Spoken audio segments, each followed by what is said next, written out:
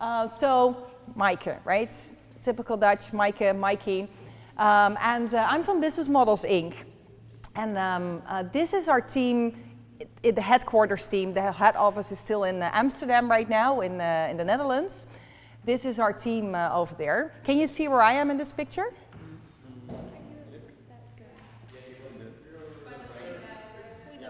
The money bag, right? Yeah, that's me. That's me. It still has a euro sign. Should change it into a dollar sign, actually. But because I'm indeed a strategy designer within Business Models Inc., but I'm also the CFO of our company. And because I like numbers, I actually do. I know a lot of people don't like numbers, but I actually do like it, right? And in the end, whatever the ideas that you have or the great business model that you have, it's about show me the money, right? It's about whether you're not for profit, even in that case, it's show me the money, right? Because you need to cover your costs somehow. So I always like to have a look at some financials as well. Not going through Excel spreadsheets, I think that's a past age. There are other ways to look at numbers than Excel spreadsheets, but it's about the numbers, show me the money, so that's also my role. From the Netherlands, right? I think there's one in here from the Netherlands as well, there, yeah. Very good. From Leiden, right? I saw. Yeah. I saw all your details indeed. So I was like, that's. I should have seen it on a T-shirt, by the way. Yeah, could have known myself. Yeah. So, do you guys know any Dutch companies? Shell. Philip, Shell. I know a Dutch digital notary called DraperTV. Called what? DraperTV. It's an online notary. Don't even know that one, but they're ING, yes. Ah, that's yours. That's why. Very good. KLM, yeah, very good. So it's good to see, And here are some of the logos. Heineken, right? How could you miss Heineken? I mean, everybody knows Heineken. Chesto, Armin van Buren, you know, there's some. Big brands. They're big brands, right? Yeah. And so WeTransfer. Do you know WeTransfer as well? Like a huge data transfer. Adyen, anyone knows Adyen? No? Their head office is right now in San Francisco. It's a Dutch company, but it's about payments made easy. They're huge. They're pretty off the record. Not a lot of people know them, but it's insane the funding that they've been getting the recent years. And they do payments. If you pay through Facebook, for example, they're doing the back engine of the whole payment transaction. Probably if you look on a couple of your bank statements, you'll see their name on there as well. From now on, you will recognize them. And so they're having this huge customer. Especially if you're in B2C business and you want to go global, they will set it all up for you. So you don't need to have your own bank account. You don't need to go through all that hassle. They'll take care of that for you. So interesting company to watch and to follow. Rem Koolhaas is a well-known designer, also globally, so you might have run into him as well, especially if we're some people here with the design mindset and really looking into that. Might have been a name that you know as well. So some of the Dutch companies, but right now live here in San Francisco. I moved October 1st last year, so through the first half year, and still so excited to be here. And in our company, we're the producer of this book. You all know this book? Yeah. Yes? Good. And so we produced this book quite a couple of years ago. Right now, over 1 million copies are being sold, 32 translations already out there of the book. So we're really excited to see that so many people are using the business model canvas every day. And they use it in startups, they use it in large corporates, they really use it everywhere. And so we're excited by that. Do you also know this book? Value Proposition Design. A few yeses? Yeah. Okay.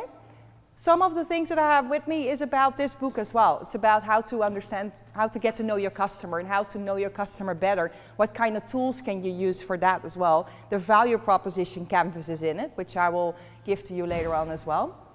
And pretty exciting about the launch of the new book. You're actually the first ones to see these slides. It's actually prepared last night. So. We are currently in the final stages of finalizing our book, How to Design a Better Business.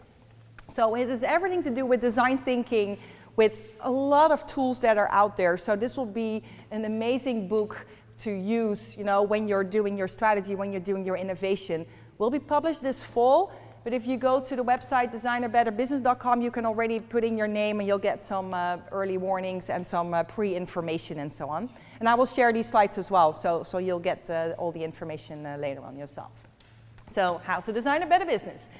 And that's actually what we do. I mean, since the beginning of Business Models Inc., our mission has always been design better business, right? So that's also how we came up with the title of the book, Design Better Business, because that's what we are all about.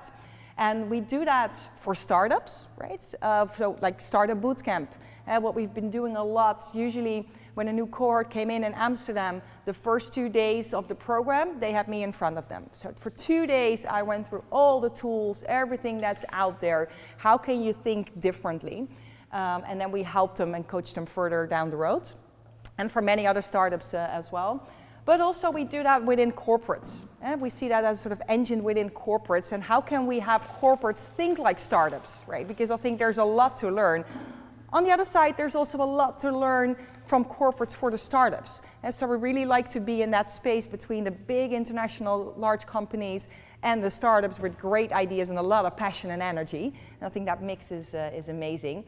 We have offices all over the world, from Australia up to here, San Francisco. That's what's covering it, and the headquarters being in Amsterdam.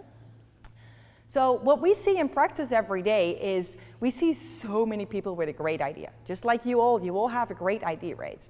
And I guess everybody here is saying like, yes, this is the new next big thing, right? I'm gonna be rich, it's worth a fortune, correct? Yeah? However, what we see in practice is this, right?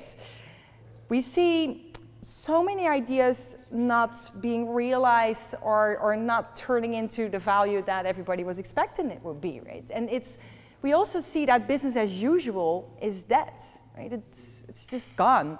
And writing business plans, please stop doing it. I don't know whether you have to do it here, hope not. No, great, like that. But don't ever do it, because it takes an awful lot of time. I've done my share of business plans, I really have done it. It takes so much time. By the time you're done, the world changed again, right? Plus, how can you communicate this huge stack of paper with someone else? How will they really understand what's in there? Even though it's in English, it's not a common language. People don't really get it, all the blah blah, all the words out there. And so also the last thing about the business plan, why it does not work, is you can only put a single right solution in the business plan. Try to come up with options in the business plan. It doesn't work, right? All the different scenarios and everybody get confused and no one gets it anymore. While in real life today, it's about exploring your options. And what are the options? You need to be flexible, you need to be agile to move along with what's happening in the context, how your consumer, how your customer is actually changing. So don't write business plans anymore and get out of thought lens. That's the thing that we see, especially with startups, quite a lot. Like, there are sometimes too many people in la land, right? Like, yeah, it will all be the best, but it's stop the blah blah. That's what we say. So how can we really stop the blah blah, and how can we move forward?